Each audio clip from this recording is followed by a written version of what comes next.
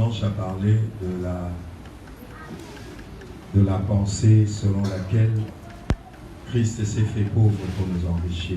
Dimanche, tu vas découvrir les qualités de Christ a comme ça mobola pour la couper la mission. Amen. Amen. Nous avons lancé cet enseignement pour chacun de nous dans la continuité de la pensée de Dieu qui nous a glorifiés. Nous avons dit le dimanche que Christ s'est fait pauvre pour nous enrichir. Nous avons dit aussi que c'était un message qui faisait un peu peur dans les églises. C'est un message qui crispe les gens dans l'église. On a une mauvaise perception de la richesse. On a une certaine crainte de la richesse. On prête à la richesse le pouvoir de corrompre, de souiller. Mais nous pensons et nous déclarons que ce n'est pas la richesse qui corrompt, mais elle ne fait que révéler la vraie nature cachée de quelqu'un. La richesse ne fait que révéler ce que l'homme cache en lui. Alléluia. Amen. Alléluia. Amen. C'est la même chose avec le pouvoir aussi. Le pouvoir, quand on devient un homme important, quand on devient un chef,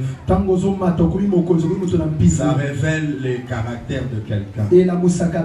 Ça révèle ce que quelqu'un est. S'il est méchant, orgueilleux, mauvais, ça amplifie cela. Et s'il est bon, humble et doux, ça va l'amplifier. Alléluia. Amen. Il est vivant. Il est ressuscité. Donc nous avons commencé et nous continuons sur cette pensée que Christ s'est fait pauvre pour nous enrichir. La pensée d'être riche fait peur à beaucoup de gens. Et nous avons dit c'est lié aussi à la doctrine de la prospérité ou aux enseignements sur la prospérité dont certains sont devenus les champions. Il y en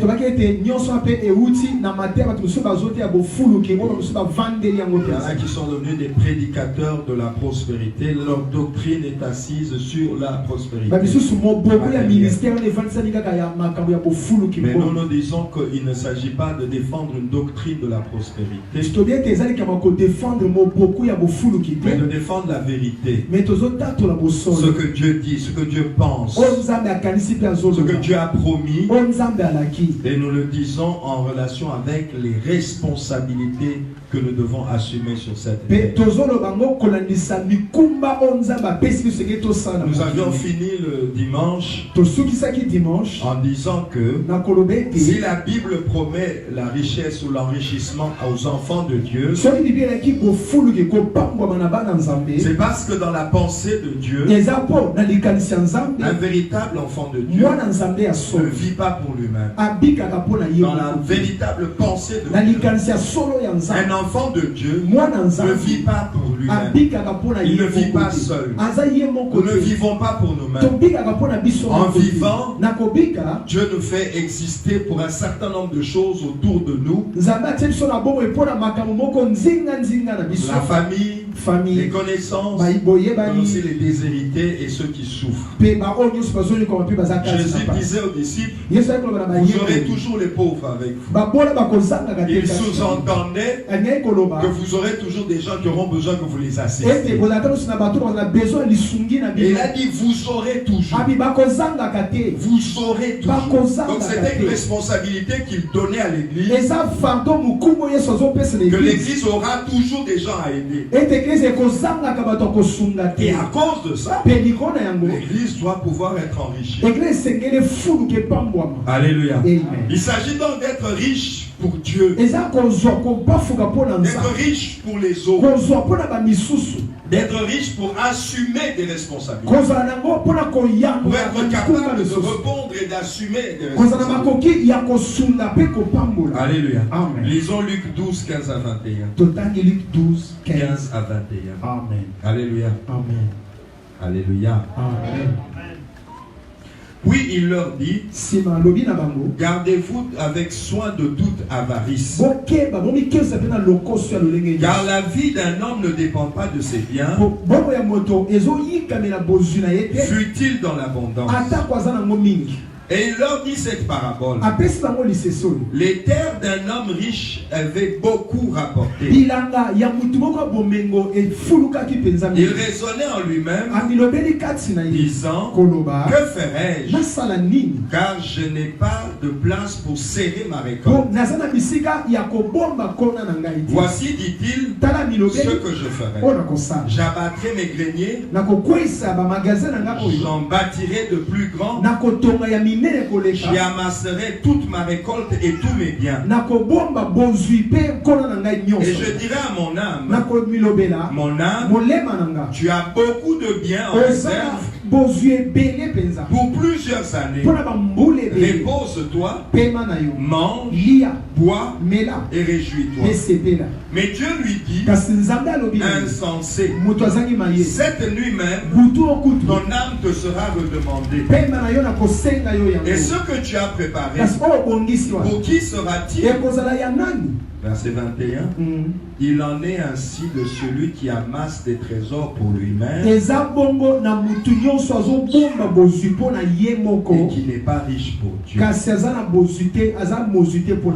Quand nous lisons cette conclusion du Seigneur, nous comprenons que le Seigneur ne refuse pas la richesse, mais il donne un sens à la richesse. Il donne un but à la richesse. Il donne un travail. Il donne un but, un sens, un travail à la vie. Ce qu'il condamne dans cet homme, c'est qu'il voulait être riche pour rien. Cet homme voulait être riche pour rien. Il voulait être riche pour rien.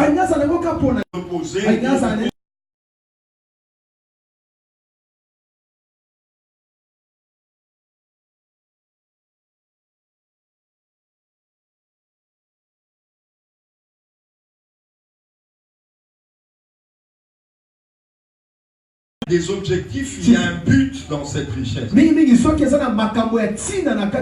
en est ainsi pour celui qui est riche pour lui-même. C'est-à-dire une richesse égoïste pour se vanter devant les gens, pour devenir orgueilleux. Bref, une richesse qui amplifie le mal qui est en toi. Une richesse qui exacerbe, qui amplifie, qui fait grandir le mal. Il en est ainsi de celui qui amasse des trésors pour lui-même et qui n'est pas riche. Donc, dans la pensée du Seigneur, il y a la notion d'être riche pour Dieu. On doit pouvoir être riche pour Dieu. Pour faire des choses pour Dieu. Pour accomplir des choses pour Dieu. Alléluia.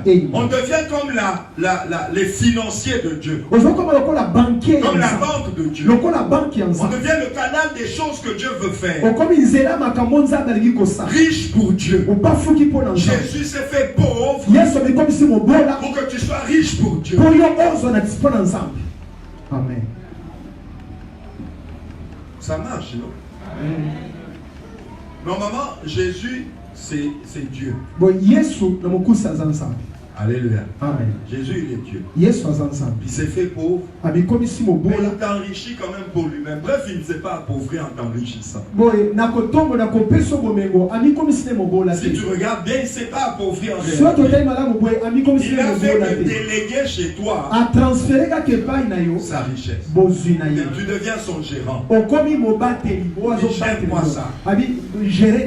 Alléluia. Gère-moi ça. Je te dirai ce que tu vas faire.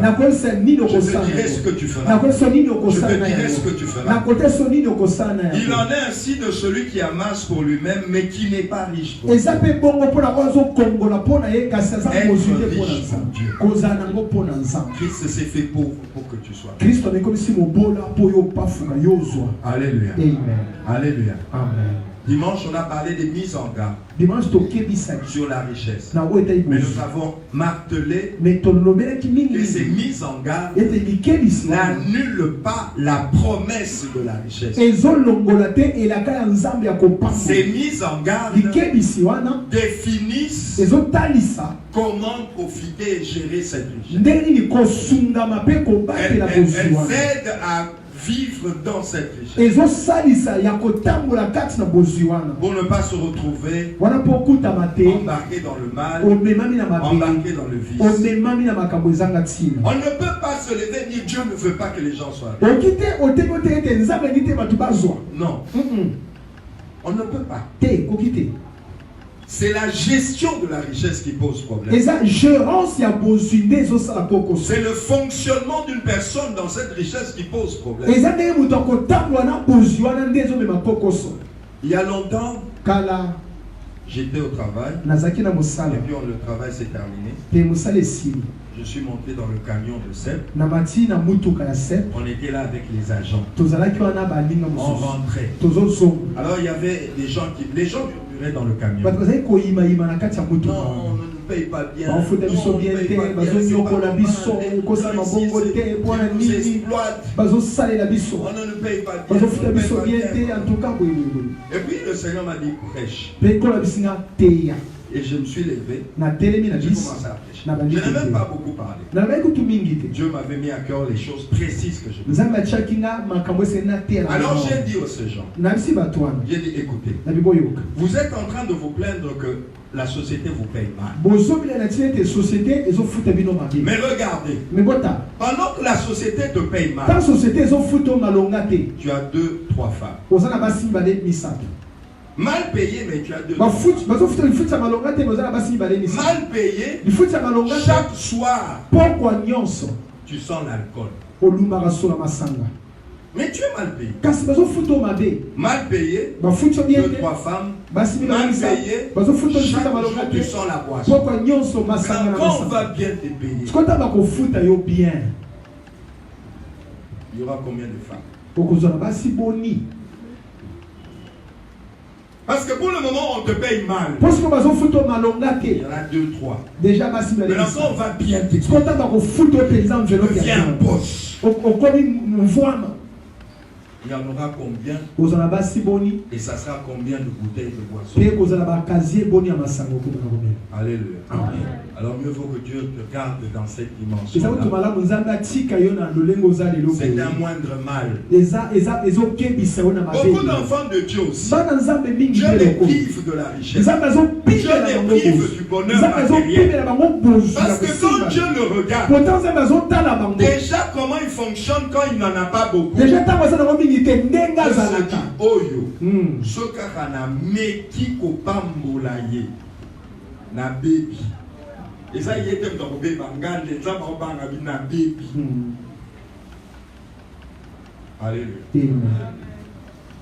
Tout ce que Dieu veut trouver en toi, les dispositions que Dieu veut trouver, c'est que tu sois prêt à être riche pour lui. Si Dieu trouve que tu seras riche pour lui, si Dieu trouve que tu seras riche pour ce qu'il veut faire avec toi, pourquoi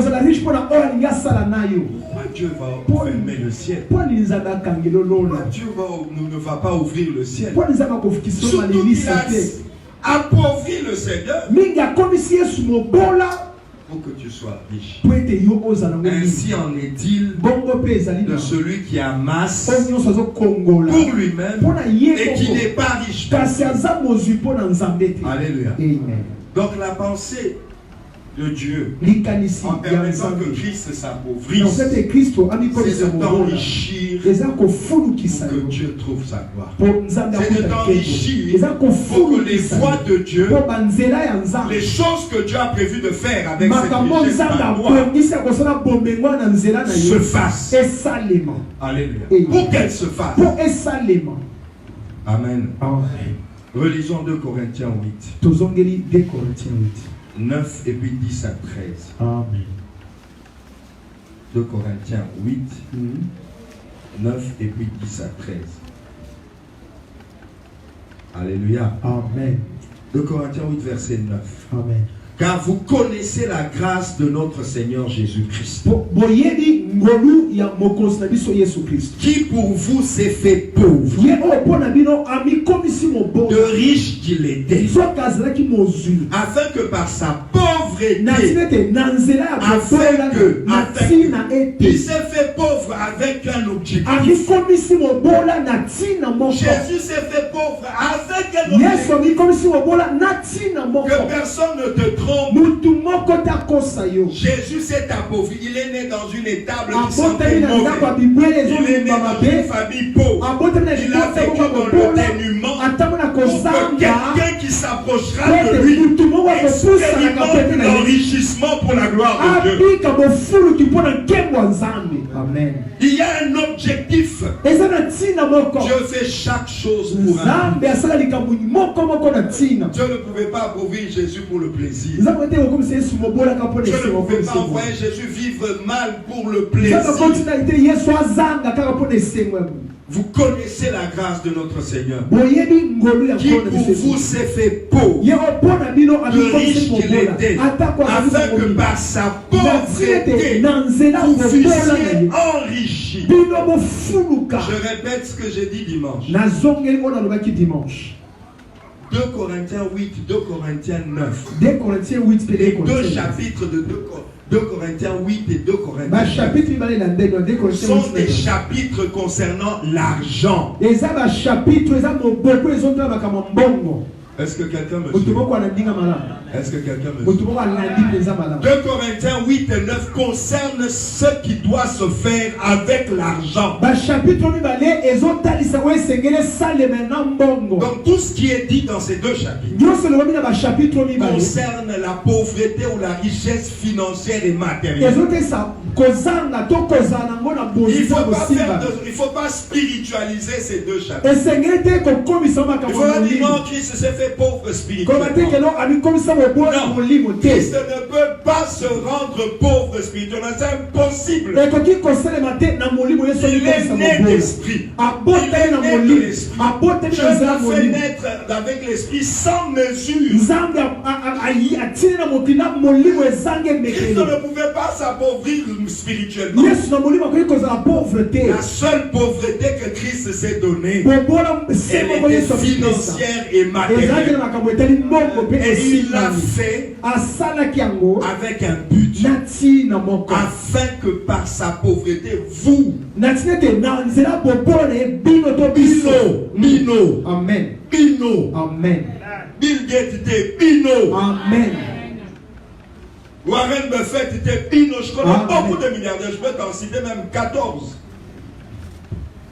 Mais Dieu, Christ s'est fait pauvre afin de vous enrichir. Vous qui écoutez l'évangile, vous à qui on prêche la parole, vous qui donnez vos offrandes, vous qui donnez vos dîmes, vous qui jeûnez, vous qui priez, vous qui l'appelez Seigneur, il s'est fait pauvre afin de vous enrichir.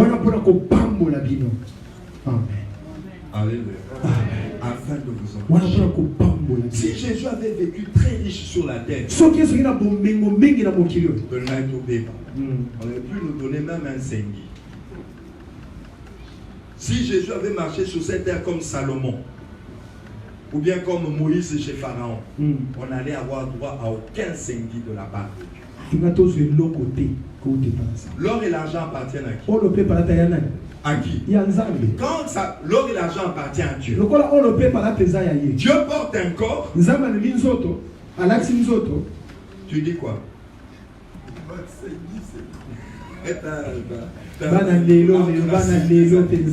Maman, je vous explique. Elle dit c'est qui ça dit?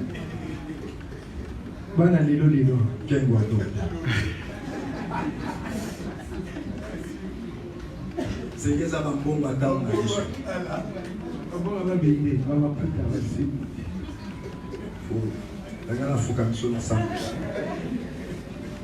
Alléluia. Bien, mais l'or et l'argent appartient à qui? L'or et l'argent appartient. Maintenant, ce Dieu-là qui appartient l'or et l'argent, il vient là où se trouve l'or et l'argent. Et puis il n'utilise pas. Et ça a un sens. Est-ce que vous entendez ce que je dis? L'or et l'argent appartiennent à Jésus. Jésus vient sur la terre, là où on peut utiliser l'or et l'argent. Et puis il boitisse ça. Vous pensez que c'est pour rien? Il a voulu dire non, moi je ne vais pas utiliser ça, mais il y a des petits qui viennent. Eux, ils vont utiliser ça. Finalement, si lui n'utilise pas ça, toi et moi nous n'utilisons pas ça. Qui va utiliser ça parce que ça lui appartient? Amen. Finalement, qui va utiliser ça? Vous ne me répondez pas? Vous me regardez. C'est la question. Quand on pose une question, la réponse c'est pas regarder quelqu'un. L'or et l'argent lui appartient. Il vient là où ça s'utilise. Il l'utilise pas. Maintenant, sinon aussi nous l'utilisons. Qui va utiliser? Il s'est fait pauvre. Parce que nous on peut utiliser. Et nous pouvons bien l'utiliser. Nous pouvons accomplir certaines choses. Nous pouvons consoler quelqu'un. Nous pouvons fortifier quelqu'un. Nous pouvons faire certaines choses avec. Amen. Certaines choses que nous pouvons faire avec l'argent. Le païen aussi peut faire avec. Le païen peut aller à l'orphelinat. Il donne du riz aux enfants. Mais ça ne glorifiera pas Dieu. Ça va glorifier Satan. Ça glorifie le diable. Mais c'est quand toi qui pries, c'est quand toi qui portes le nom de Jésus, quand toi tu aides un pauvre, tu es glorifié. Amen. J'ai l'impression qu'on ne s'entend pas très bien ce soir. Peut-être que je prêche les anges. On est dans le terme angélou. Amen. Il s'est fait pauvre pour t'enrichir. Le problème maintenant c'est que toi tu sois digne de cet enrichissement. Le problème de beaucoup de chrétiens c'est qu'ils ne sont pas dignes. Nous ne sommes pas dignes de l'enrichissement. Parce que Dieu sent que l'enrichissement peut nous corrompre. L'enrichissement peut nous servir dans le mal. Alors devenons indignes de l'enrichissement. Mais lui s'est fait pauvre pour nous enrichir. Amen. Ça c'est la vérité, c'est 2 Corinthiens 8 verset 9. Personne ne changera ça. Même si nous tous nous mourrons pauvres, personne ne changera 2 Corinthiens 8 verset 9. Amen. Même si nous continuons à souffrir, à manquer, à vivoter, personne ne va annuler que Christ s'est fait pauvre pour t'enrichir. Mais je répète ce que je disais dimanche. Christ est mort pour ôter les péchés du monde. Mais il y a des gens dont les péchés ne sont pas ôtés. Maintenant, est-ce que c'est le problème de Dieu? Est-ce que c'est la faute de Dieu? Il est mort pour ôter les péchés. Dieu veut que tous les hommes soient sauvés et parviennent à la connaissance de la. Est-ce que tout le monde est sauvé? Mais lui, il a fait pour nous. De la même manière, Christ s'est appauvri pour que ceux qui croient en lui, que se déclenche un processus. Être riche pour Dieu, être riche pour accomplir ce que Dieu a prévu de faire. Alléluia. Continuons. Nous sommes en train de lire 2 Corinthiens 8, 9. Maintenant nous disons 10 à 13. Amen. C'est un avis que je donne là-dessus. Car cela vous convient à vous qui non seulement avez commencé à agir, mais qui en avez eu la volonté dès l'année dernière. Achevez donc maintenant d'agir afin que l'accomplissement selon vos moyens réponde à l'empressement que vous avez mis à vouloir. Natine te kokobisama selon ba moyen na bino et kokanana pressé vous avez na moya koloba biso to kosuka. Amen. Alléluia. Amen. La bonne volonté quand elle existe est agréable en raison de ce qu'elle peut avoir à sa disposition et non de ce qu'elle n'a pas. Car il s'agit non de vous exposer à la détresse. Il s'agit non de vous exposer à la détresse pour soulager les autres. Et là, apôtre Angalo Baizani, Tamba Senga Kaba Tuba Kaba. Et ça dépend, c'est-à-dire, supposons, la journée exemple, la veuve va s'arrêter. Atika na fufu na ya suka, na mafuta na suka. Alléluia. Et puis, mutu abimeli ou maman nazo kanzala, maman nazo kanzala. Ceux qui nous ambassadent veuve va s'arrêter, il donne à manger à cette personne. Dieu ne peut pas demander fufu no asuka asengo pe sango mutu azole la nzala mais dès que ta mutu na kobika nzala yo kufa nzala. Amen. Mais ça a sens. C'est ce que Paul veut dire ici. Amen.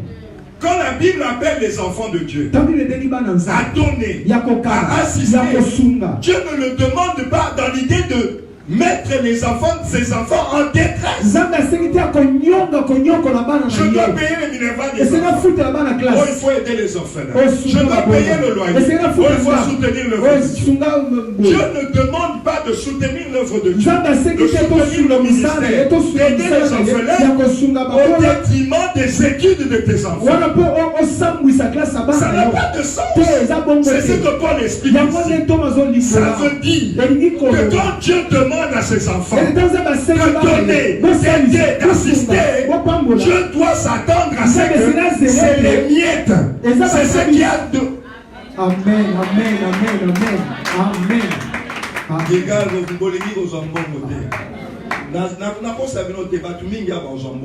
Attitude au paysan. Je vous dis la vérité. Atobenga papa, atobenga tonton, atobenga coach. Et ça, il faut que quelque chose change dans ta perception de ce que Dieu veut faire. Paul est très clair. La bonne volonté quand elle existe. Je veux soutenir l'œuvre. Encore dans les églises d'aujourd'hui, il faut donner l'offrande ordinaire. Il y a des familles qui sont éprouvées. Il faut contribuer. Il y a une récollection. Et puis, il y a la maison. Voilà. Maintenant, Paul dit ceci. La bonne volonté, quand elle existe, elle est agréable par rapport à ce qu'on a. Je ne peux agir que par rapport à ce que j'ai. Je ne peux faire que dans les limites. Il y en a qui vont en profiter pour dire Pasteur Loba na bango. Mais les gars, non, c'est toi qui es justement distrait. On va continuer à senga parce que ça va permettre à Dieu de t'enrichir. Il ne faut pas dire non. Ça c'est les païens qui te disent non. Non. Dieu, parce que les deux chapitres ici, 8 et 9, il s'agissait de la liberté. On demandait aux Macédoniens de donner. Et Paul revient pour expliquer, même dans cette demande, il ne s'agit pas de mettre celui à qui on demande mettre sa vie dans la détresse. Quand Élie est allé chez la veuve de Sarepta, cette demande la mettait en détresse. Et Dieu est un Dieu d'amour, c'est un Dieu bon, c'est un Dieu fidèle, c'est un Dieu merveilleux, c'est un Dieu compatissant. Quand Dieu envoie Élie chez la veuve de Sarepta, il demandait sa dernière provision. Dieu ne pouvait pas laisser cette maman en détresse. Il ne pouvait pas la laisser en détresse. Ça veut dire qu'en envoyant Élie, Dieu avait déjà la possibilité de calcul. Dieu voyait déjà ce qu'il va faire derrière. Parce qu'il ne s'agit pas de vous exposer à la détresse. Dieu aime celui qui donne avec joie. Mais si je donne mon enfant nutridien, avec quelle joie vais-je donner? Il ne s'agit pas de m'exposer à la détresse. Il ne s'agit pas de t'exposer à la détresse. C'est pour ça qu'il s'est fait pauvre, pour t'enrichir, afin que dans les choses que tu dois faire, tu ne sois pas exposé à la détresse. Amen. Merci Jésus. Maintenant, quand tu refuses d'être disposé à donner, tu te prives les calculs de Dieu. Quand Dieu envoie Élie chez la veuve de Sarepta, c'est les calculs de Dieu. Ce sont des calculs de Dieu. L'homme qui a la foi en Dieu, il sait que quand il s'agira de soutenir les choses de Dieu, quand il s'agira d'être riche pour Dieu, tu participes à la calculatrice de Dieu. Parce que Dieu ne peut pas vouloir t'exposer à la détresse pour ne pas les scandaliser.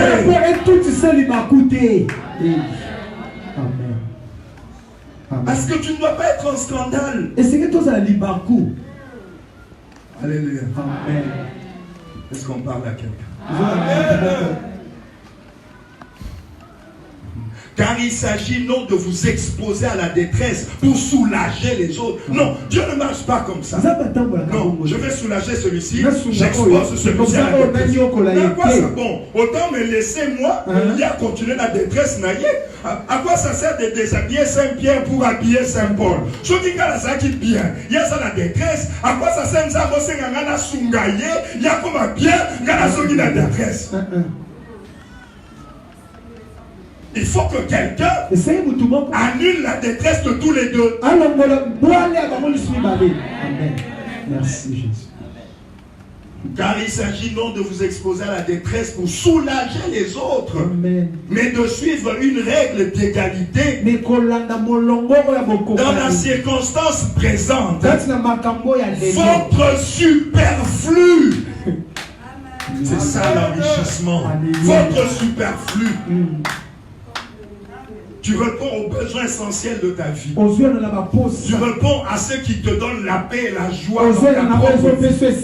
Et tu ajoutes c'est ce que j'appelais dimanche. Toi,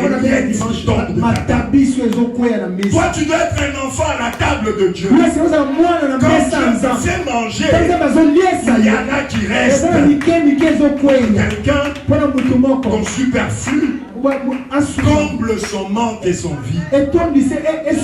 C'est ça la pensée de Dieu. Quand il s'est fait pauvre pour t'enrichir.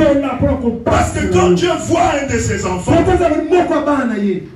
quand Dieu voit un de ses enfants, il voit toujours autour de lui. Dieu ne te regarde jamais seul. Quand Dieu te regarde, il voit ta femme et tes enfants. Quand Dieu te regarde, il voit ton église. Quand Dieu te regarde, il voit ta famille. Dieu ne te voit jamais seul.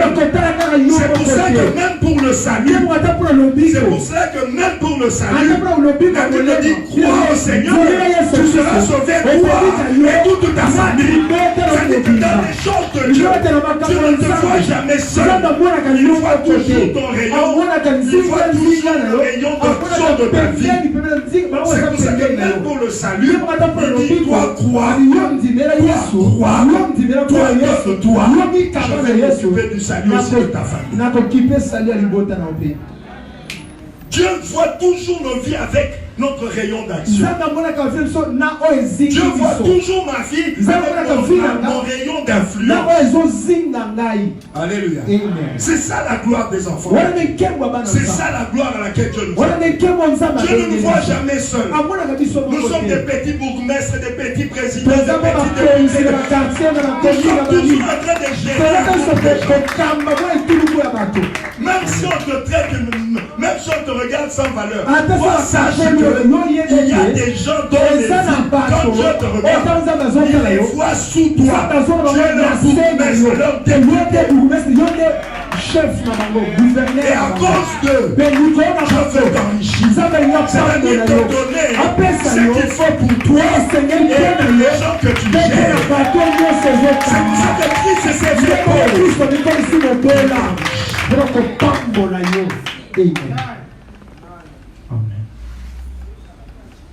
Dans la circonstance présente, votre superflu pourvoira à leurs besoins. Ne crois pas que tu aimes que tu vives dans la détresse matérielle et financière. On a voulu nous faire asseoir dans cette On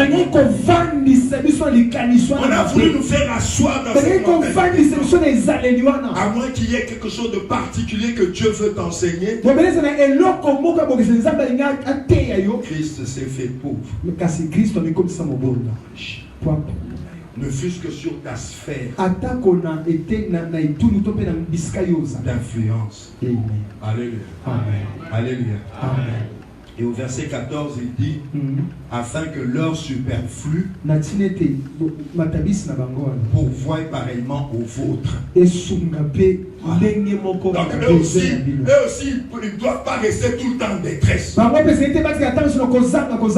Alléluia. Il faut pas non.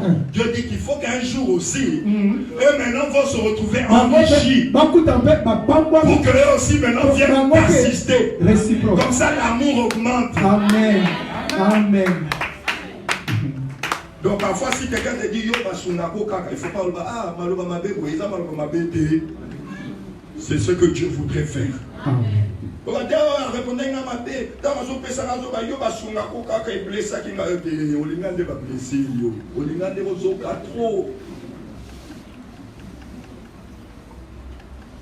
Il y a des gens qui aiment trop être blessés.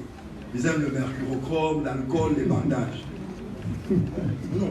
Des fois quand on te dit, mais toi on t'aide toujours. Il ne faut pas toujours mal le prendre. Non. Il ne faut pas toujours mal le prendre. C'est parfois des parents comme ça qui peuvent te dire, ah en fait c'est vrai, je suis distrait, je suis négligent. Voilà.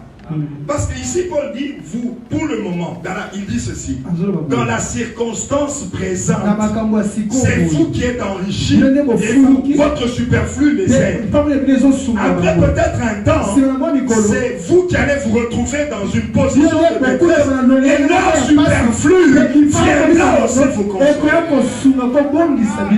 Alléluia. Il est vivant. Dieu est bon, peuple de Dieu. Dieu est merveilleux. Dieu trouve les bonnes dispositions en nous. Il n'y a pas de raison pour que Dieu ne nous arrose pas. Que Dieu trouve les bonnes dispositions en nous. Christ s'est fait pauvre pour nous enrichir. Il s'est livré à la misère pour nous enrichir. Je veux dire, Seigneur, tu étais sur cette terre, tu pouvais jouir de toutes les richesses de ce monde, mais tu as préféré t'en priver.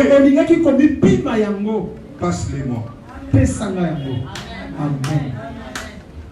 Amen. Alléluia. Il est vivant. Qui? Jésus. 2 Corinthiens 9, 8 à 12. Et Dieu peut vous combler de toutes sortes de grâces. Alléluia. Je commence au verset 6. Amen. Sachez-le, celui qui sème peu moissonnera peu. Et celui qui sème abondamment moissonnera abondamment. Que chacun donne comme il l'a résolu dans son cœur, sans tristesse ni contrainte, car Dieu aime celui qui donne avec joie. Nous avons déjà dit que pour donner avec joie, la détresse doit être très loin. Et Dieu peut vous combler de toutes sortes de grâce. Nous sommes ici dans les passages financiers et matériels.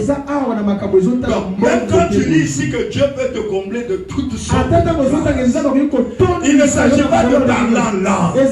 Il ne s'agit pas des visions ni des prophéties. Dans chapitre 2 et chapitre 9, les toutes sortes de grâces là, c'est plusieurs affaires. La pharmacie aux Simba. Toutes sortes de grâces. Toutes sortes de grâces. Je bénirai ceux à quoi tu les donnes. Il ne s'agit pas ici des grâces sur la terre. Non. Ici dans le chapitre 8 et 9 de 2 Corinthiens, il s'agit de grâces financières, de grâces matérielles. Il s'agit de possessions matérielles. Il s'agit de... Amen. Alléluia. Amen. Il y a des gens qui me disent non, Gilgal grandit, il n'y a plus de place, il faut trouver un endroit, construire un temple. Pour que j'accepte qu'un jour on achète un terrain qu'on construit. Peut-être que vous tous alors vous êtes devenus des millionnaires. Comment vous voulez que j'appelle les gens à venir donner l'argent pour qu'on achète un terrain pendant que vous-même vous êtes des locataires? Pourquoi? Non. D'abord que ta détresse à toi finisse. Non, je ne veux pas dire opération du temple. Avant parce que quand on coupe, avant de la chambre à coucher.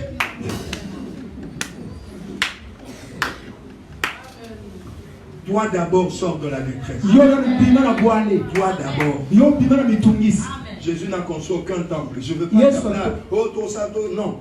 L'argent d'abord et si sa détresse à si Jésus revient dans 2 semaines, le temple va rester dedans. Tous ces temples ici qui sont dans le jour où Jésus va revenir.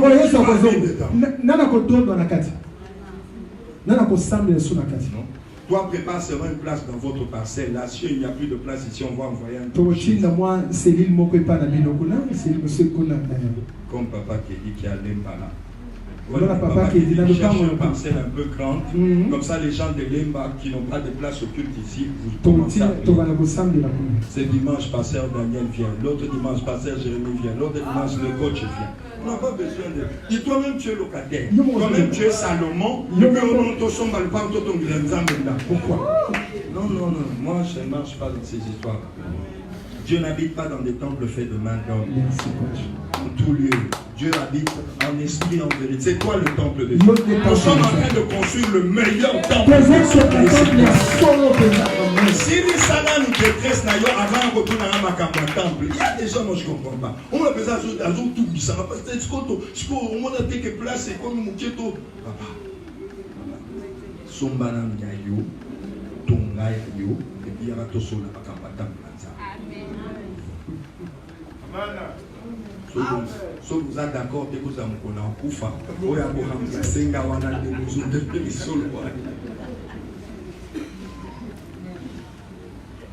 il ne s'agit pas de vous exposer à la détresse. Il ne s'agit pas. Alléluia. Sachez-le, celui qui moissonne peu, qui sème peu, moissonnera peu. Celui qui sème abondamment, moissonnera abondamment. Amen. Que chacun donne comme il l'a résolu dans son cœur, sans tristesse ni contrainte, car Dieu aime celui qui donne avec joie. Et Dieu peut vous combler de toutes sortes de grâces, afin que, possédant toujours, pourquoi on a peur de dire ces choses? Pourquoi nous avons peur de parler de ça? Pourquoi? Est-ce que c'est moi qui dis ces choses? Est-ce que je suis en train d'inventer? Je peux vous combler. Me combler. 2500, ça vient me combler. Dieu peut vous combler. Pourquoi Paul peut utiliser un verbe kabakata comme ça pour des choses qui sont dangereuses pour les enfants de Dieu? Dieu peut vous combler de toutes sortes de grâces. C'est-à-dire, ce n'est pas des richesses charnelles, c'est des richesses que Dieu te donne. Ça vient de la main de Dieu. C'est un enrichissement qui vient de la main de Dieu. C'est une richesse sanctifiée. C'est une richesse illuminée par Dieu. C'est une richesse couverte par le sang de Jésus. C'est une richesse qui sort de la pauvreté de Jésus. Elle sort de la pauvreté de Jésus. C'est-à-dire, quand touche ta vie, toi-même tu te sanctifies avec cet argent. Vous savez, dans ce monde ici, il y a des gens, s'ils te donnent de l'argent, demain tu deviens impudique. Il y a dans ce monde ici, des gens quand ils te donnent de l'argent, demain tu deviens un soulard. Parce que c'est de l'argent satanique, c'est de l'argent cherché avec des sacrifices, c'est de l'argent qu'on va chercher dans les chambres noires. Dès qu'on te donne cet argent, tu es souillé Dieu corrompu. Mais on parle ici de Dieu qui peut vous combler de toutes sortes de grâces. Au lieu que la Bible dise Dieu peut vous combler de toutes sortes de richesses. La Paul appelle ces richesses-là grâce. C'est de l'argent qui est une grâce. C'est de l'argent qui te sanctifie. C'est de l'argent qui te purifie. C'est de l'argent. Même si tu ne pensais pas, mais quand tu l'as, la pensée des orphelins vient. La pensée des gens qui souffrent vient. C'est de l'argent grâce. C'est de l'argent grâce. C'est de l'argent grâce. Je peux vous. On ne dit pas. Je peux vous combler de toutes richesses. Non, je peux vous combler de toutes sortes de grâces, afin que, possédant toujours en toutes choses, Paul exagère. Non, je laisse, je prêche plus, Paul exagère. Paul exagère, non, je laisse. Prions le Seigneur pour toi. Paul exagère. Allez, ici. Ça, c'est des choses qu'on dit par rapport à la foi. Oui, ça veut dire de la foi.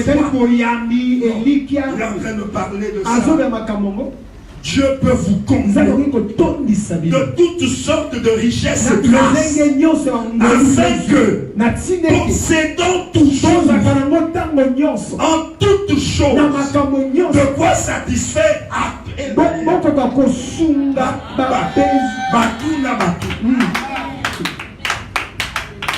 Dieu peut vous combler de toutes sortes, afin que possédant toujours toutes choses, de quoi satisfaire à tous vos besoins, vous ayez encore en abondance pour toute bonne œuvre.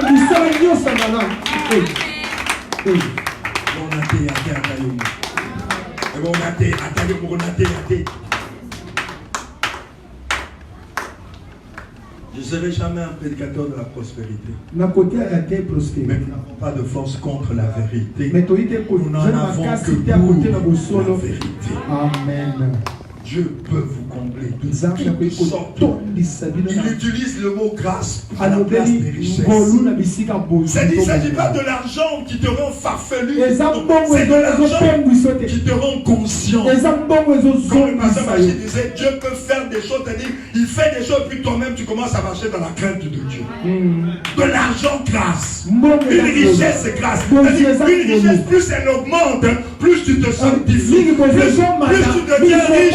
Plus tu deviens humble. Amen. Amen. Amen. On va dire à frère américain. À riche, mais à Chine. Frère américain. Est-ce que c'est moi qui ai écrit ces choses? Est-ce que c'est moi qui ai écrit? Afin que possédant toujours en toutes choses de quoi satisfaire à tous vos besoins, vous ayez encore en abondance les miettes pour toute bonne œuvre. Selon qu'il est écrit. Selon qu'il est écrit. Il a fait des largesses. Il n'a pas donné petit. Il a fait des largesses. Selon qu'il est écrit, il a fait des largesses. Il a fait des largesses. Il a donné aux indigents. Sa justice subsiste à jamais. Celui qui fournit de la sémence aux semeurs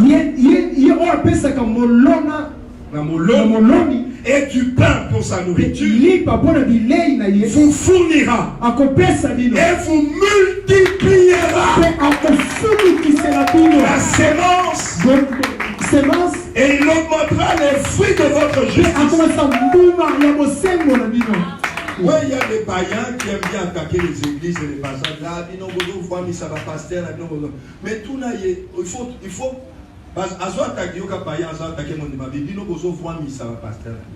mais ceux qui n'ont comment? Est-ce qu'on peut comprendre que ceux qui n'envoient monsieur, c'est parce qu'ils n'envoient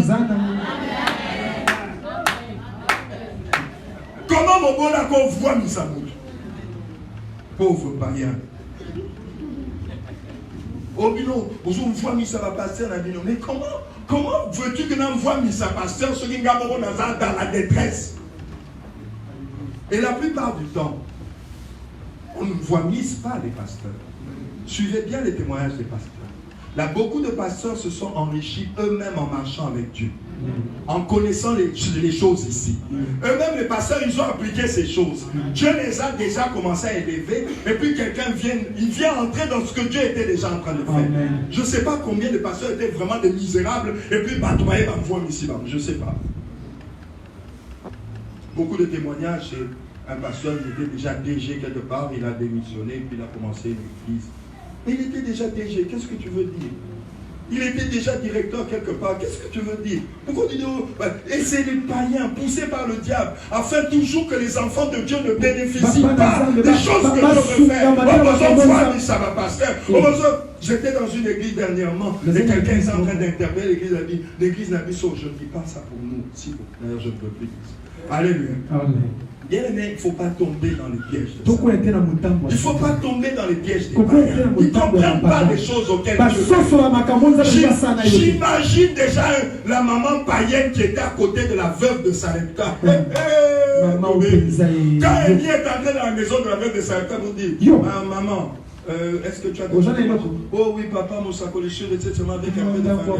Maman, prépare ça dans moi. Je vois déjà la maman qui boit païenne, qui commence à dire, yo, ce qu'on met qui dans le pasteur de nous garder, mais quand elle pèse ça, ça va foufoir. Continuez à parler avec les païens sur les choses. Beaucoup de gens ne peuvent pas rencontrer la gloire de Dieu, même en priant, parce qu'ils ouvrent trop leurs oreilles à des gens qui ne peuvent pas comprendre les choses auxquelles Dieu dit. Tu es là, tu es chrétien, tu écoutes tout le temps les païens. Tes meilleurs amis sont des païens. Tes plus grands conseillers sont des païens. Ils empoisonnent constamment. On voit quelqu'un qui vient à l'église, mais il y a des gens empoisonnés dans son cœur.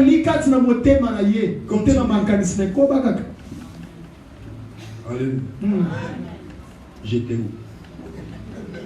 Celui qui fournit de la sémence au semeur et du pain pour sa nourriture vous fournira et vous multipliera la sémence et il augmentera les fruits de votre justice.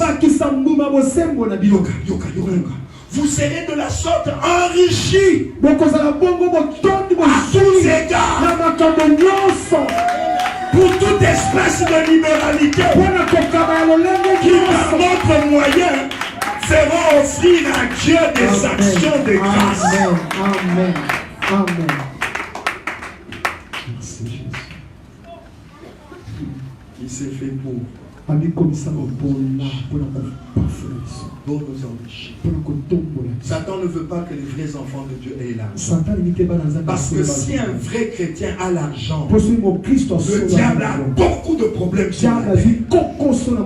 Il va permettre l'expansion de l'évangile. Il va permettre, quand un vrai enfant de Dieu a l'argent, alors le diable est tout le temps en train de dire aux enfants de dire, l'argent c'est maman, l'argent c'est maman. Non, l'argent ce n'est pas maman, l'argent est neutre. Maman c'est ton cœur.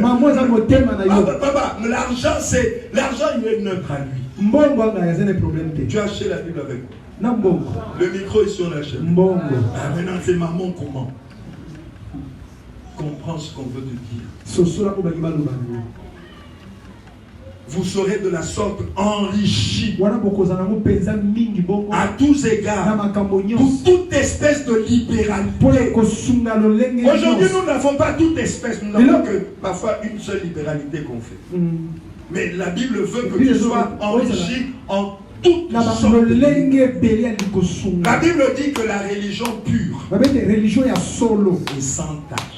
C'est de visiter les veuves et les orphelins. C'est ça la religion pure et sans tâche. Je veux visiter les orphelins comment pour la rentrée scolaire.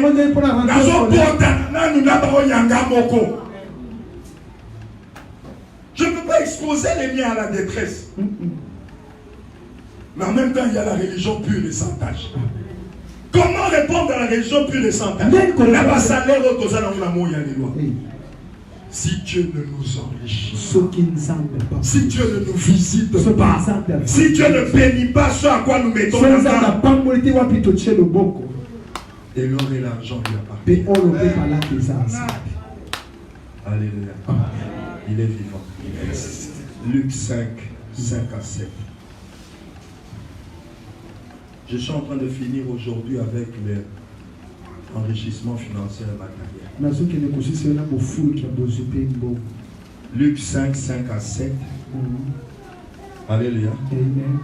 Simon lui répondit, Maître, nous avons travaillé toute la nuit sans rien prendre. Alléluia. Amen. Nous avons travaillé toute la nuit sans rien prendre. Mais sur ta parole, je jetterai le filet. L'ayant jeté, ils prirent une grande quantité de poissons et leurs filets se rompaient. Ils firent signe à leurs compagnons qui étaient dans l'autre barque de venir les aider.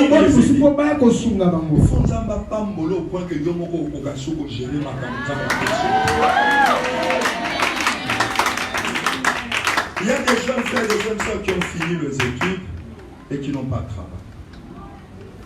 Si demain quelqu'un a beaucoup d'argent et puis vient me voir, coach, il a l'église, papa.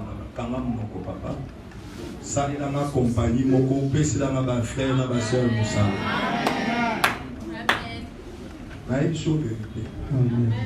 Comme ça, mon colocoya, je suis un pingouin, un peu comme d'autres, on va le parler, on va le rappeler les gars. Coach! Comment vous voulez? L'église est tombée à temple. L'église est dans un temple. Katikati a battu ensemble à temple, on a un chômeur. Bon, c'est le temple, on est couvert pour ça, la compagnie. Je préfère offrir aux enfants de Dieu une société que construire à Dieu un temple. Parce que Dieu n'en a pas besoin. Jésus a prêché dans quel temps? Le seul qu'il avait trouvé, il a dit, il ne restera pied sur terre. Tous les pasteurs qui sont accrochés à faire des temples, j'ai l'impression qu'il y a quelque chose qui manque dans leur communion avec Dieu. Avant, si papa m'a dit, coach, je suis béni. Maté est sale, coach. Coach, Maté est foutu. On a 500 000 $, nous sommes à l'Uban, nous sommes à papa, 500 000 $, on va faire une très bonne petite société. On va prendre une église où tout le monde travaille.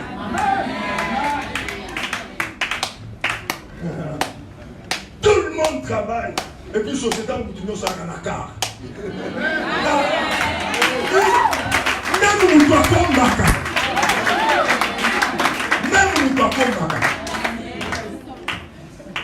Mais on a appelé ça pour la société. Et maintenant.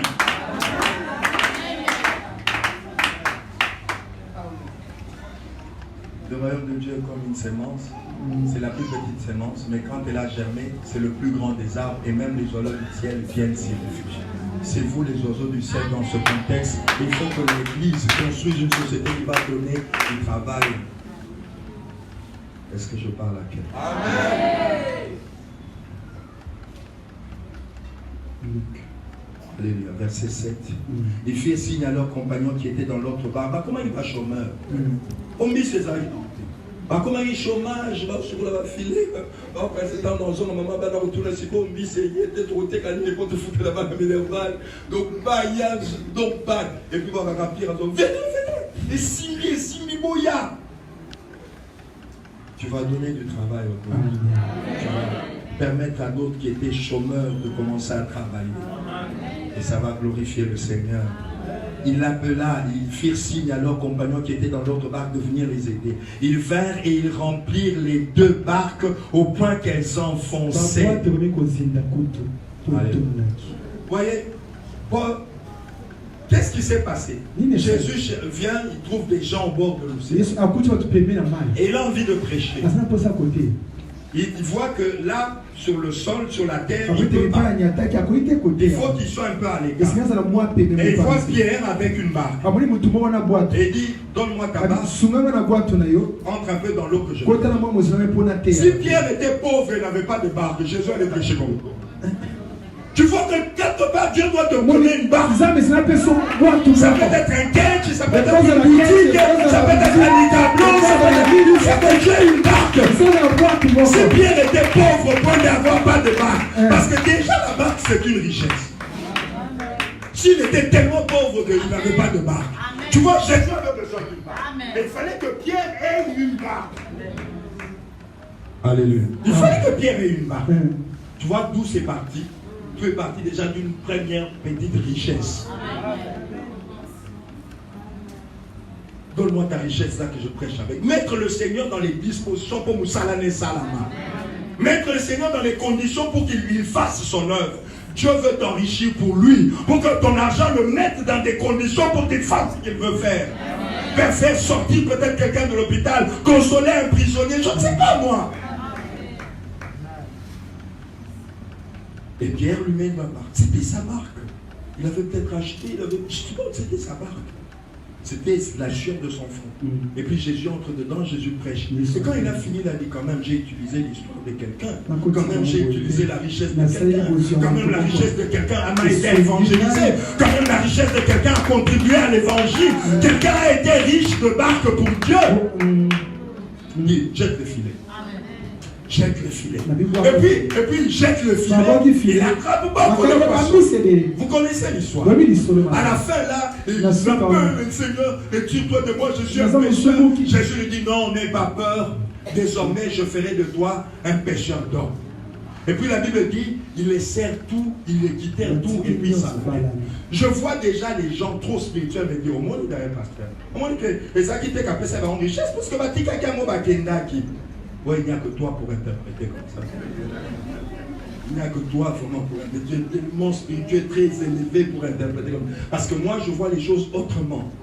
Et je vais t'étonner. Je vais t'étonner maintenant. Quand le Seigneur multiplie le poisson, Pierre prend le poisson. Pierre est dans la joie du poisson. Il voit déjà madame. Il voit déjà les minervales. Il voit déjà. Et puis, le Seigneur dit, je ferai de toi un pécheur d'homme. Pierre sent que, non, il faut que je suive cet homme. Alléluia. Pierre laisse quoi? La barque, les filets, les pagaies et les poissons. Et ils suivent le Seigneur. Voilà, quelqu'un va dire non, voilà, tout est foutu. Voilà, ils ont laissé, ils sont partis. Mais c'est oublié qu'un jour, Pierre avait dit à Jésus, nous avons tout quitté. Qu'est-ce que tu nous promets? Et Jésus a dit exactement ceci. Matthieu 19, verset 29. Matthieu 19, verset 29. Tu vas comprendre que la femme de Pierre n'a plus jamais été pauvre. Matthieu 19, verset 29. Alléluia. Bon, commençons verset 25. Pierre prenant alors la parole lui dit, voici nous avons tout quitté. Il pensait au poisson. Maman Tété, il pensait au poisson. Maman mérite où est tout. Il pensait au poisson. Et il n'y a que lui qui pouvait poser une question comme ça. Il n'y a que Pierre qui peut. Mes jeunes frères et sœurs, il n'y a que Pierre qui peut poser une question comme ça. Il avait toujours, c'était resté dans sa gorge. Et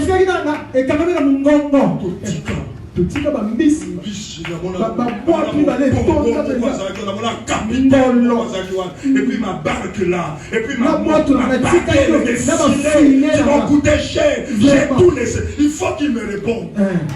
Seigneur, Seigneur, voici nous avons tout quitté. Entre parenthèses, les poissons, les barques, les filets, la pagaie, nous avons tout quitté. Nous avons suivi. Quand sera-t-il pour nous? Ce jour-là, la richesse de la femme de Pierre a commencé. Ce jour-là, la bénédiction de la maison de Pierre a commencé. Alléluia.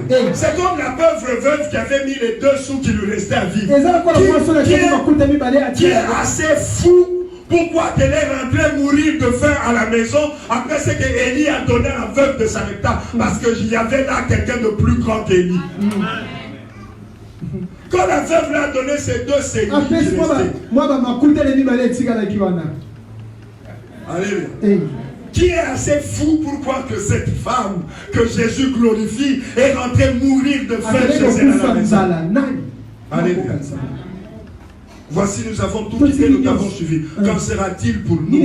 Jésus leur répondit, je vous le dis en vérité, quand le Fils de l'homme, au renouvellement de toutes choses, sera assis sur le trône de sa gloire, vous qui m'avez suivi, vous serez de même assis sur les 12 trônes et vous jugerez les 12 tribus d'Israël.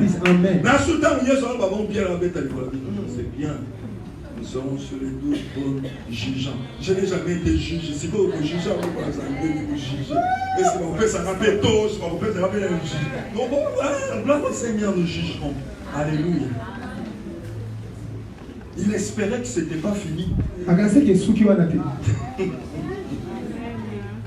Il sentait que ce n'était pas fini. Quelque chose lui disait qu'il y avait aussi la moyenne. Et il y avait une virgule. Alléluia.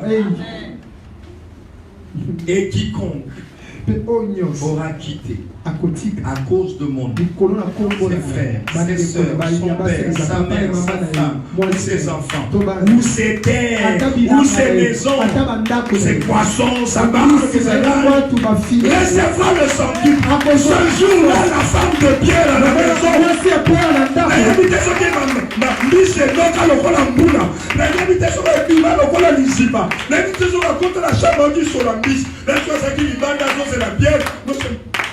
moi, c'est Pierre avant, on va sur la mise. On va sur la mise. Au centuple. Au centuple. Et vous savez, le centuple ne pouvait pas se passer à la mer. Parce que bah, toi, tu regardais Dinda. Et puis, moi, comme maman dit, tu regardais Saladé. Mais en se multipliant à la maison, c'était déjà à la maison. Pas de problème de transport, pas de problème de déploiement, pas de problème de payer les taxes. Les taxes.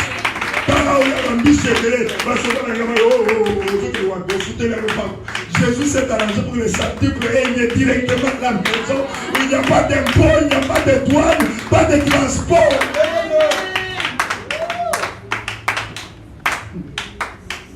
Qu'est-ce que vous croyez? Vous voyez que Pierre est parti là, et puis le poisson reste là, et puis et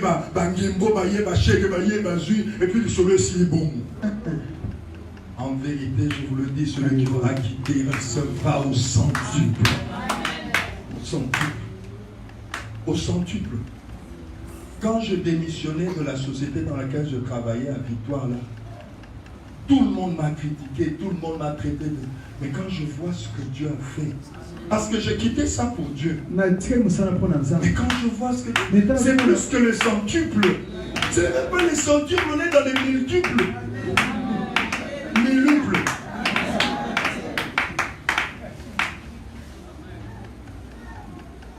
Tu vois que c'était une histoire différente que ce que nous on croyait. Oui, les serre-tout. Avec Dieu, il n'y a pas de les serre-tout, il y a le qui perd gagne. Au centuple.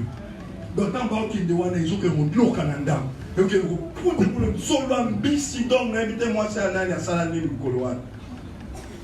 Et la richesse de Pierre a commencé ce jour.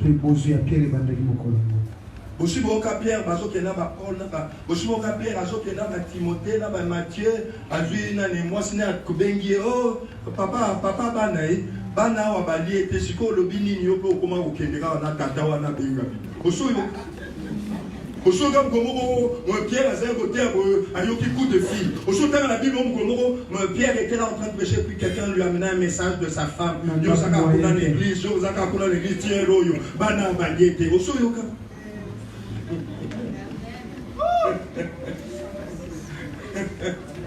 Au centuple. Au centuple. Au centuple. Puis un jour, sa belle-mère était malade. Jésus est vite venu la guérir. Au centuple.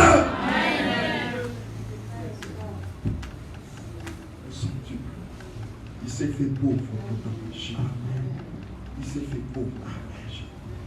Quand il parle de chercher premièrement le royaume de Dieu, il dit tout le reste, votre Père sait que vous en avez besoin. Il te dit cherche premièrement le royaume. Mais tout le reste, votre Père sait que vous en avez besoin. Vous savez ce que Dieu dit? Alléluia. Ils ont Luc 12. tous ces passages-là ont des mises en garde que nous avons voulu mettre trop en avant pour justifier que notre vie soit misérable, soit incapable. Nous avons mis tous ces passages en avant pour justifier que voilà, même quand on échoue, quand ça ne marche pas, non. Christ s'est fait pauvre pour que tu perces. Christ s'est fait pauvre pour que tu ailles de progrès en progrès. Je peux te combler de toutes sortes de grâces. Luc 12, 22 à 24, puis 27 à 31. Amen. Alléluia. Amen. Alléluia. 22 à 24. Jésus dit ensuite à ses disciples, c'est pourquoi je vous dis, ne vous inquiétez pas pour votre vie de ce que vous mangerez, ni pour votre corps de quoi vous serez vêtus. La vie est plus que la nourriture, le corps est plus que le vêtement. Donc si Dieu t'a donné la vie, qui est plus que la nourriture, ça n'a pas de sens qu'il ne donne pas la nourriture. Et on sait que nous ne sommes pas comme les animaux, nous ne mangeons pas les crus. Il faut acheter. Donc, si Dieu t'a donné la vie, il est censé donner les moyens d'acheter la nourriture. Alléluia. Le corps vaut plus que le vêtement. Si Dieu t'a donné le corps, comme il a fait avec Adam et Ève, malgré qu'ils avaient péché, il les a habillés comme Alléluia. Considérez les corbeaux. Ils ne sèment ni ne moissonnent. Ils n'ont ni de cellier ni de grenier. Mais Dieu les nourrit. Dieu les nourrit.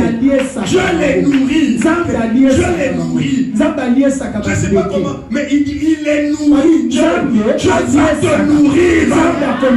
Il est mort pour que Dieu te nourrisse. Amen. Dieu les nourrit. Combien ne valez-vous pas plus que les oiseaux?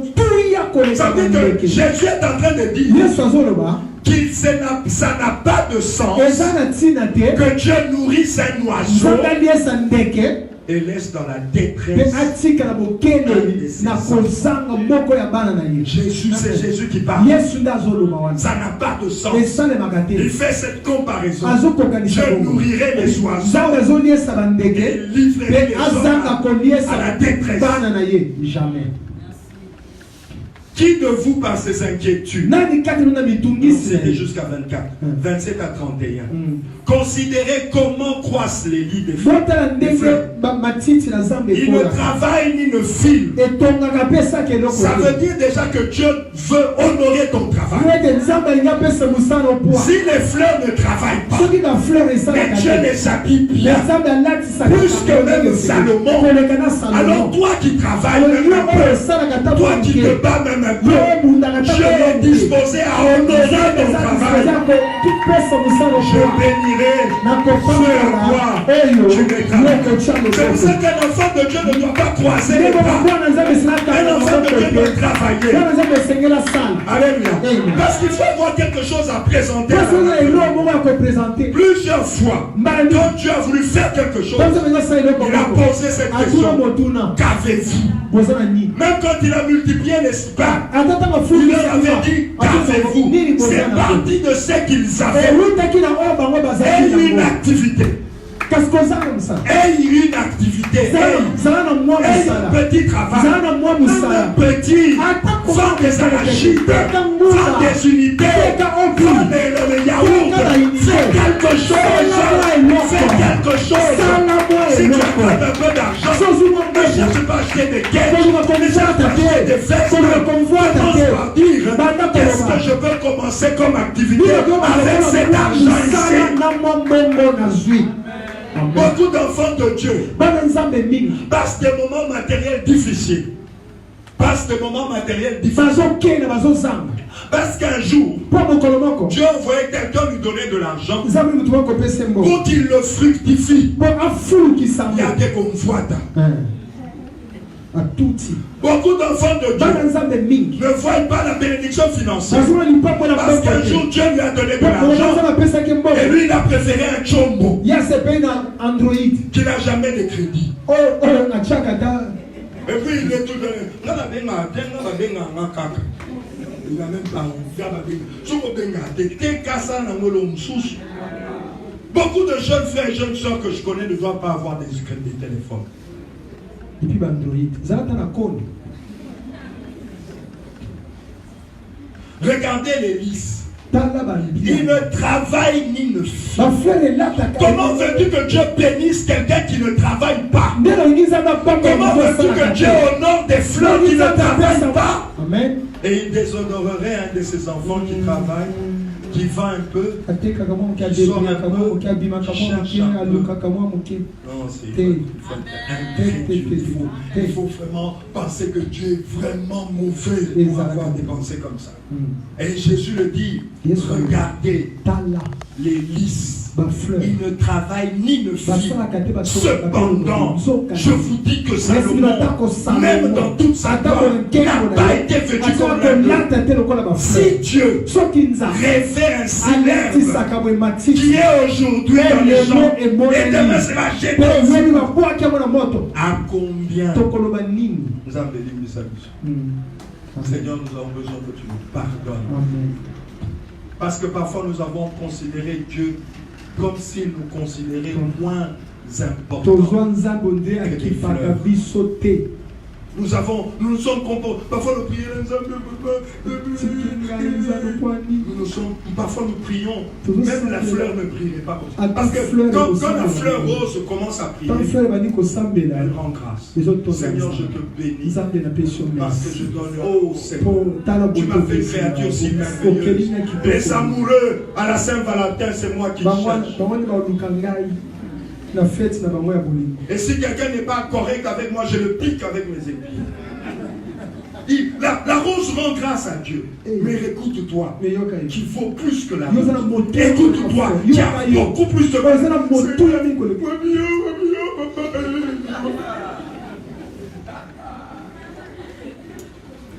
Si Dieu rêvait ainsi l'herbe qui est aujourd'hui dans les champs et qui demain sera jetée, à combien plus forte raison ne vous vêtira-t-il pas, gens de peu de foi? Vous vous considérez moins important que les oiseaux et les fleurs. Christ s'est fait pauvre pour t'enrichir.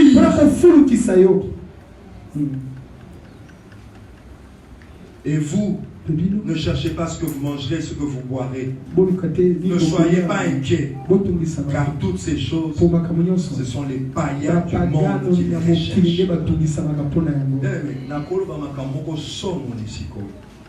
Quand Jésus dit, car toutes ces choses, ce sont les païens du monde qui les recherchent. Votre Père sait que vous en avez besoin. Est-ce qu'aujourd'hui, il y a pression d'Amazon Media? Est-ce que tu réalises la pression que Dieu met sur lui en disant, en fait, si je ne te bénis pas, si je ne te visite pas comme il faut, je t'oblige à te comporter comme les païens. Bon, moi je prêche. Gilgal, moi je prêche. Après qu'il te soit fait.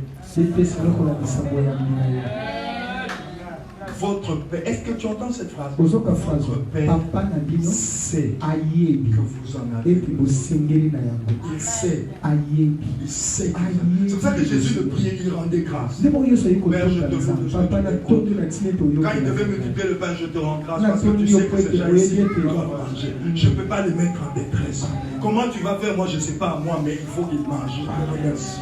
Alors tu dis ça, bon. N'écoutez ce qui multiplie pas. Ceux ça m'a dit, moi, ça m'a. Tant que tu as rendre grâce. Multiplication commence à la tête, là, si malin. N'écoutez une multiplication, pendant qu'il y a un coma qui a multiplication. Mais comprenez, dans le moment de multiplication, mais ce n'était pas ça la question. Ce n'était pas dans le moment où il n'y a pas molino et Kobanda. Parce qu'il y a un problème, aujourd'hui, tout n'est Kobanda quand.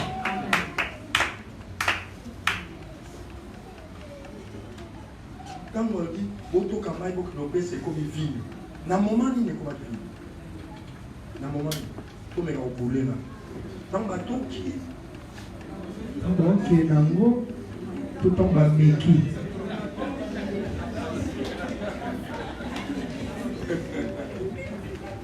Il s'est fait pauvre. Qui te soit fait ça. Qui te soit fait son. Amen. Votre Père sait que vous avez besoin. Alléluia. verset 31. Cherchez plutôt le royaume de Dieu, point virgule, et toutes ces choses vous seront données. Dieu n'a jamais dit que la paix, il dit vous seront donnés par-dessus. Sois riche pour Dieu. Dispose-toi d'être riche pour Dieu. On ne ces choses pas. Dispose-toi à servir Dieu. Dispose-toi à être servant de Dieu. Dis, moi et ma maison et mes biens, nous servirons l'Éternel. Ça te sera donné par-dessus. Il y a des choses que tu ne payeras pas pour avoir. Amen. Il y a des choses que tu te demanderas et ça la vie tu vas te... Au moins là, on le voit souvent. So qui nzamba sam sala oboka teo basali zobeta oboka teo bazotoka mai oboka osutokaka biloko yango ese bango bakotana kina mai kuna bazako potana kuna enfant vous avez attrapé quelque chose oh non on n'a pas jeté les filets à droite ba boîte filet bakani bis ta bazo ya na bis bakutie déjà na bis apesha ki el nini to yebite apelisa ki moto el nini que bakuti déjà azotumba bis. Dieu ne te dira pas quand. Dieu va te mettre dedans. Amen. Dieu ne t'expliquera pas comment ça va se faire. Tu vas te retrouver dans ça. Toi, cherche Dieu. Toi, cherche à être riche pour Dieu. Toutes ces choses. Quelle merveille. Est-ce que tu entends cette phrase? Toutes ces choses vous seront par-dessus. Par-dessus. Vous seront donnés. La pauvreté de Christ va vous les donner. Quand Christ entre en toi, avec sa pauvreté, par-dessus tout ce que tu es pour lui, par-dessus ce que tu fais pour lui, il va te donner ces choses. Et Jésus a fait exprès de ne pas les citer, il a dit ces choses. C'est quelle chose? Celle que les païens recherchent. Jésus va te les donner. Celle qui donne à ses bien-aimés pendant qu'il dort. Comme l'autre là, on lui a donné une femme pendant qu'il dort. Il ne faut pas aller chercher la femme sur Facebook. Dors.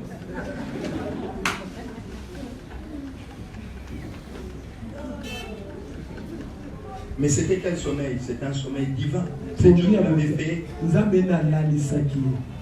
Alléluia. Alléluia. Que dire encore? On va finir avec Jean 10, 10. Un autre verset qu'on cherche toujours à spiritualiser par tous les moyens. Et là, je ne veux même pas beaucoup commenter parce que je risque moi aussi de spiritualiser. Le voleur ne vient que pour dérober, égorger, détruire. Entre nous, il vient égorger, détruire quoi? Le voleur ne vient que pour voler, égorger et détruire. Mais moi, je suis venu afin que les brebis naïe.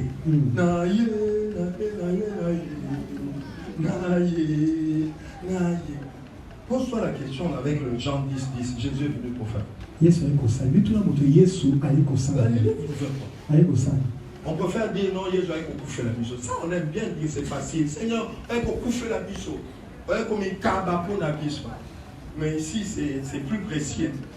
Il dit, le voleur ne vient que pour voler, tuer et détruire.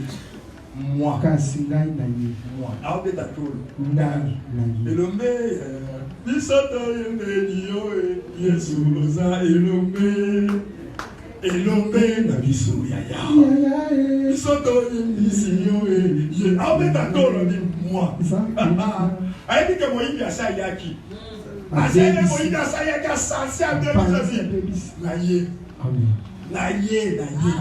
Moi, je suis venu. Moi, dans un sûr de ma camor au sein. Mais moi, je suis venu. Afin que d'abord les brebis aient la vie. Et là, c'est la dimension spirituelle. La vie spirituelle, la communion avec Dieu, la crainte, la piété, la connaissance de Dieu, le royaume de Dieu, et qu'elle soit dans l'abondance, le par-dessus. Et je ne vais pas beaucoup commenter parce que c'est Christ s'est fait pauvre. C'est quelque chose qui doit changer. C'est quelque chose qui doit bouger en connexion avec ta destinée personnelle, en connexion avec les choses que Dieu te dit, les choses que Dieu te montre, les choses que Dieu te révèle. Il faut maintenant que tu entres dans ça. Christ s'est fait pauvre pour t'enrichir. Dimanche aujourd'hui, je voulais axer ça sur le premier sens, c'est-à-dire les richesses financières matérielles. Vendredi, on va entrer dans la dimension de la santé et de la vie physique. Alléluia. Est-ce que quelqu'un peut bénir le Seigneur? Est-ce que quelqu'un peut rendre grâce à Dieu? Quelqu'un peut remercier Dieu et demander à Dieu de se révéler encore davantage?